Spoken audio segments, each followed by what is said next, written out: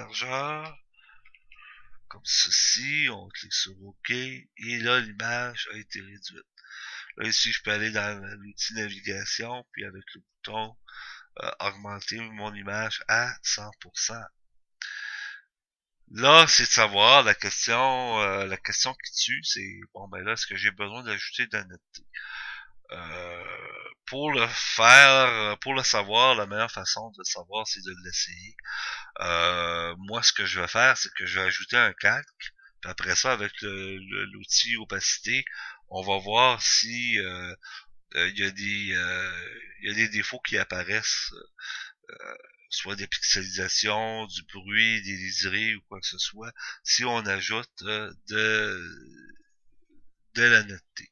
Alors, pour faire ça, je vais faire CTRL-J, puis en faisant CTRL-J, il apparaît ici dans le bas un calque qui va plus tard être joint à l'arrière-plan.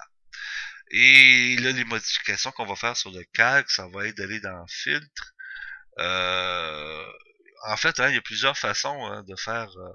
On peut utiliser la méthode. On peut utiliser la méthode de passe haut là. On peut peut-être l'essayer. Avec le 10. Attends un petit peu.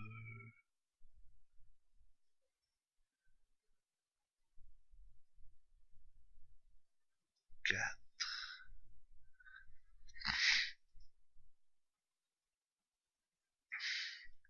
Alors on fait le passe haut, puis ensuite on va dans.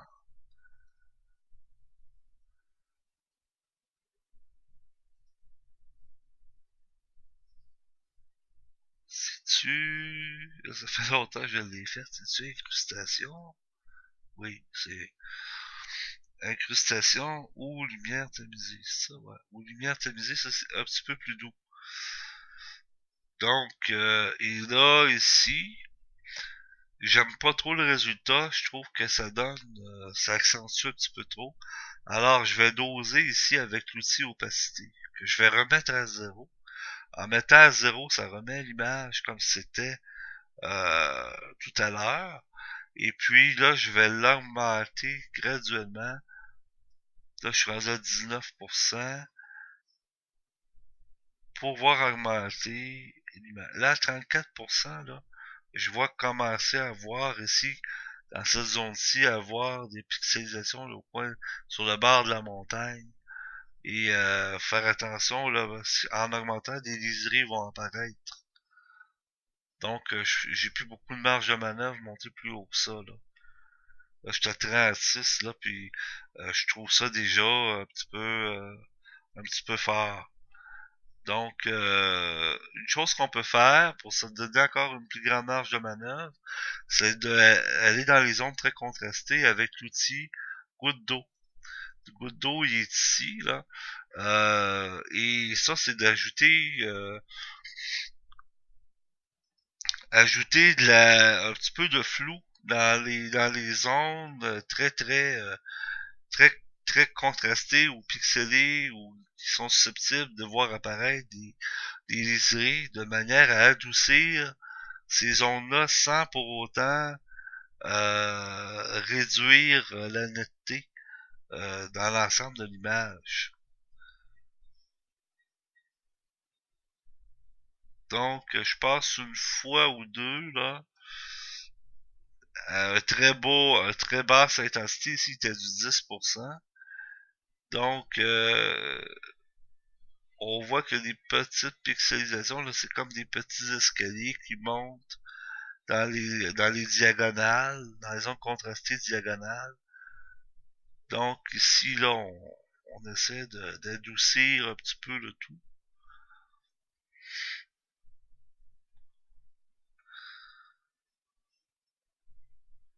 On passe deux fois maximum. Ça va faire l'affaire. Là, on ramène l'image à du 100%, à 100% de sa grosseur.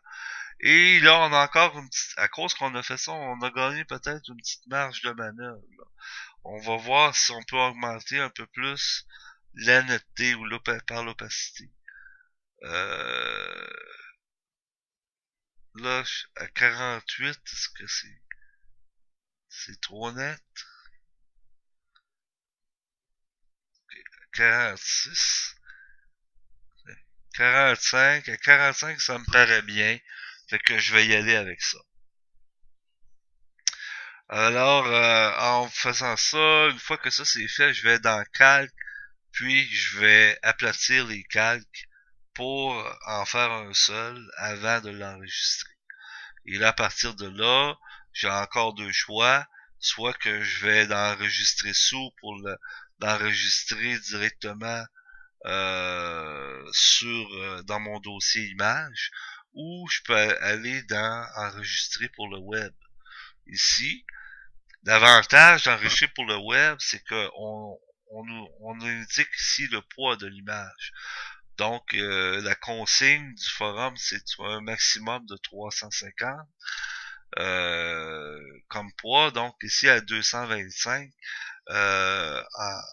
en étant au maximum à 100%, je ne dépasse pas la consigne. Alors, tout est beau, tout est correct. Alors, j'enregistre. Et puis, là,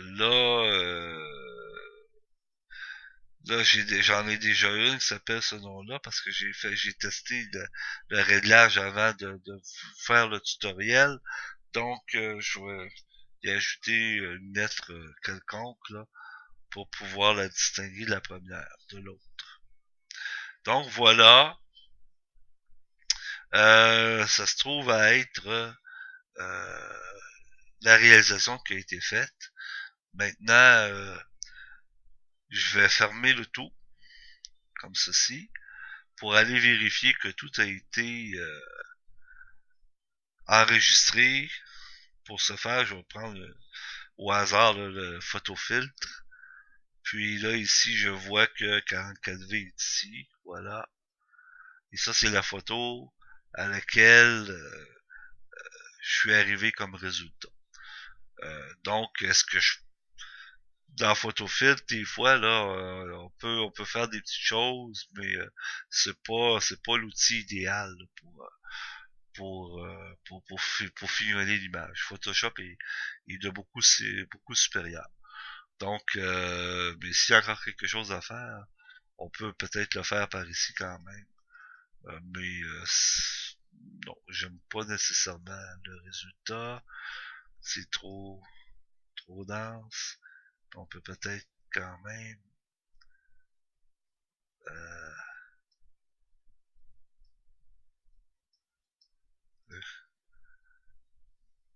Là, on vient d'enlever. Là, on vient d'enlever un petit voile gris. Mais en ajoutant le contraste, par contre, on a ajouté du noir sur les arbres et donc on les a encore poussés ici. Là. Donc on veut pas ça. Donc on vient en arrière, puis on le laisse tel quel. Donc voilà, ça a été la réalisation que l'on a fait. Et puis, ben, ça m'a fait plaisir de faire. J'espère que ça vous a aidé à quelque chose, que ça va vous aider à traiter vos photos sur Lightroom et étape par étape et que vous allez développer éventuellement votre propre style, vos propres techniques. Et ben voilà, je vous souhaite bonne chance, puis à la prochaine.